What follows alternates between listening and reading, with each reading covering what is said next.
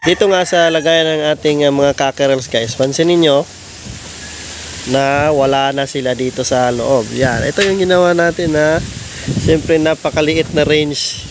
Hindi ko matatawag na range pero kulungan lang. Ayan, yung nandito lang ay yung Gilmore.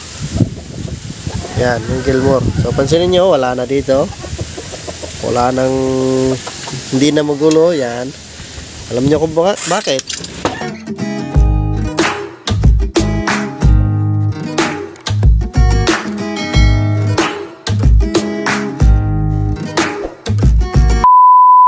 Nag-aaway-away na kasi sila guys. So nakita ko sila dito na nag-aaway-away na. Talagang hindi yung away na hindi yung away na parang naglalaro-laro lang. Totoong away talaga. So naawa ako dun sa isa kasi kung hindi ko napansin siguro ma-damage yung ulo. Kasi ayaw niyang umatras eh. So napansin ko yon, buti na lang nandito lang tayo lagi sa backyard. Kung hindi ko napansin yon, may puruhan na may madisgrasya, may mamatay. So ang ginawa ko guys, yung ating cording area is biglaang napuno. So ito, ibibigay natin to ngayon sa ating mga cockerels, red cell, para pampatibay na rin sa kanila, no? Buti na lang nung tinali ko sila, hindi na umulan. So ayan, tuloy-tuloy na walang ulan. Mga magdadalawang linggo na. So papakita ko muna sila sa inyo guys. Yun o. So disclaimer muna, no animals were harmed in the making of this video. So yan, ito yung isa. Sila ay running 5 months old na. So dito lang tayo sa malayo. Ayan. Medyo tumubo na rin yung buntot. Tsaka hindi na sila pwedeng pagsamasamahin talaga guys. Kasi nag-aaway na talaga. Ayan. Ito yung isa. Ito gusto ko to. Gusto ko to kasi maganda yung tindig niya. Bata pa lang. Nagagandahan ako sa tindig niya. Nagagandahan din ako sa katawan niya. Hindi masyadong mahaba. Ito isa sa pick ko talaga. Maganda yung paa. Maganda siya na manok. Yung isa naman, napakahangin, no? Ayan, yung isa naman ay ito. Parang hindi running 5 months old. Napaka pit-pit yung lahat sila. Pit-pit yung balahibo. Ito, napaka pit-pit yung balahibo nito. Kaya napakaliit yung tingnan. Pero kung hahawakan mo, malaki siyang manok. Mas malaki pa siya sa iba. So ayan, yung ating mga cockerels dati ay nakatali na. Ito yung sa Kelso over Gilmore. Ayan. Ito nag-iisa lang to eh. Yan, formang-forma na rin. Malapit na to, mga 2 buwan na lang siguro to. Pwede na to. Hindi yan paling guys ha. Mahangin lang talaga.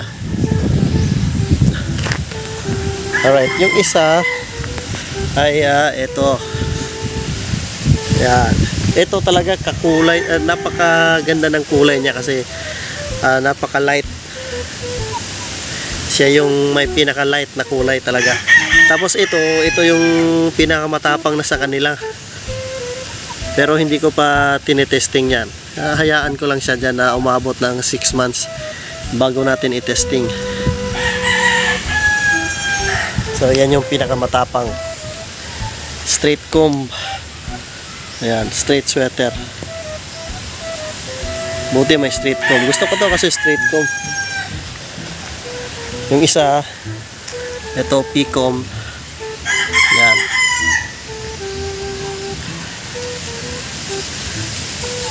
Siyempre yung isa ay nandito. Yan. Ito straight comb din pero paling yung pagka straight comb niya, tumba yung ano niya, yung kung sa Bisaya sa amin, tumba yung tapay ba. Ayan o. Kapag ganitong mga stag guys, itong mga stag, baby stag pa lang sila, kailangan talagang ano tawag dito, kailangan maging kailangan maging focus ka or naging tinitingnan mo sila lagi. Kasi kapag ganitong mga edad, especially meron kasing dalawa na namilay dito. Explain ko lang kung bakit sila, yung mga stag, bakit sila namimilay. So unang-una, kahit na nilalagyan natin ng yung maikling cord na sinasanay natin sila para sa isang pag tinali na natin sila, hindi ibig sabihin nun hindi na sila mamimilay. So namimilay pa rin sila guys, especially kung yung mga stags kasi natin, baby stag, sanay kasi yan sa matataas na hapunan kasi nakagala yan sila sa taas, mas sanay sila sa matataas na hapunan. Tapos yung ganito na hapunan na hanggang bewang lang, yung ginagawa nila is kapag malapit ng gumabi, naghahanap pa rin sila ng ibang pwedeng mahapunan. So talon sila ng talon kahit na sanay sila dun sa tali. Ang nagiging tendency, kasi medyo bata pa yung buto, hindi pa masyadong matigas yung buto nila, hindi pa masyadong intact talaga o compact yung buto nila, namimilay pa rin sila kasi sobrang bata pa ng buto, napakalambot pa. So isa rin yon na kailangan natin bantayan lagi. Tapos isa rin yung kapag tumalon sila ng malayo tapos nababanat yung kanilang paa. So isa rin yun, kailangan din natin bantayan. So sila dito, especially yan, ako kung saan lumulundag tuwing alas 5 na, kung saan lumulundag. Kaya yan, namilay yan, pero inilipat ko yung tali sa kabilang paa niya. Pero ngayon na nailipat ko na, medyo nagiging okay na yung paglakad niya, hindi na siya masyadong nagpipilay. Ayan o. Tapos yung pangalawa na namilay, itong ating straight comb. So disclaimer muna guys, no animals were harmed in the making of this video. So itong straight comb na to ay namilay din to, hindi dahil sa pagtalon niya. Nung nakahapon kasi siya, pagbaba niya ay sumabit siya sa hapunan. Tapos yung tahid niya dumugo kasi mahaba na yung tahid, kasi kahit 4 months pa lang mahaba na yung tahid niya. Munti ka nang yung tahid niya, munti ka nang matanggal yung tahid niya, dumugo. Tapos napansin ko na doon na nagsimula na parang namimilay-milay siya. Tapos inilipat ko rin sa left na paa. Ayan. So ngayon hindi na, sanay na rin siya sa left, magdadalawang linggo na rin. Tapos kapag okay na yung sa right na tahid, lilipat ko naman siya kasi baka madisgrasya eh. Siyempre yung ilalagyan ng tarik sa left na paa. So yun, ngayon ay ibigay natin to.